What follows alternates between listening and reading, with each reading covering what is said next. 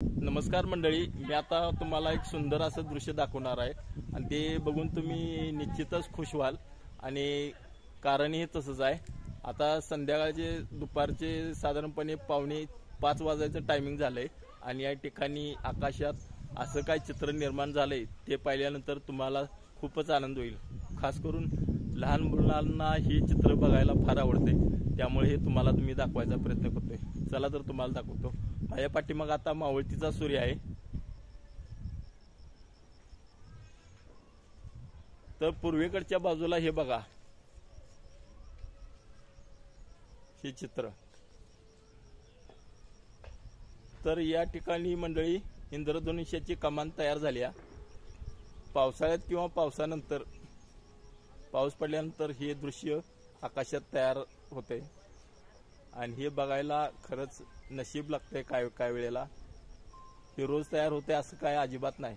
पाऊस पडल्यानंतर थेंब असतात पावसाचे आणि खास करून हे माझ्या मते श्रावण महिन्यात असं जास्त चित्र दिसतंय. आज पाऊस नाही आहे तरी पण हे दृश्य या ठिकाणी निर्माण झाले. घराच्या वरती आता एक कमान दिसते, स्पष्टपणे दिसते आणि यामध्ये 7 रंग आहेत. एकदम भारी वाटते बघायला. आणि खास करून हे दृश्य मुलांना, अगदी लहान मुलं जी असतात त्यांना बघायला खूप आवडते. निसर्गाचा हा चमत्कार आहे.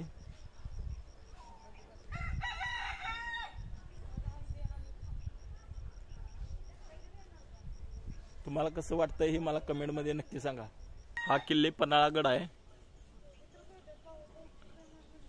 आणि याच्याच खालच्या बाजूला हे असं चित्र तयार झालंय.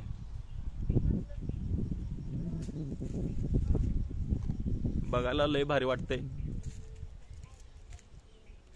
तांबडा, पिवळा, निळा, थोडाफार हिरवा, रेड असे यामध्ये रंग मला स्पष्टपणे जाणून येत आहेत.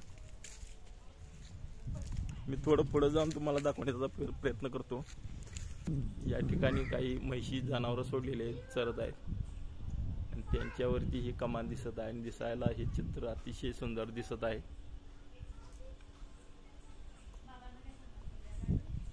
अतिशय खालपर्यंत हे चित्र हे दिसत आहे. कमान नशिबानासाठी असणारी कमान.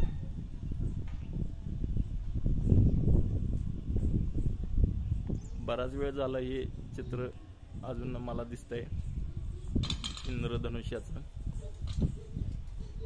काही वेळेला काही क्षणात गायब होत आहे, पण हे अजून भरपूर वेळ झाला आहे.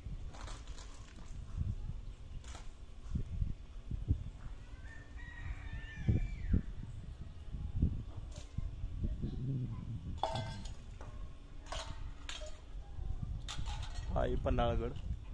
पन्हाळगडाच्या खालच्या बाजूस इंद्रधनुष्याची कमान तयार झाल्या.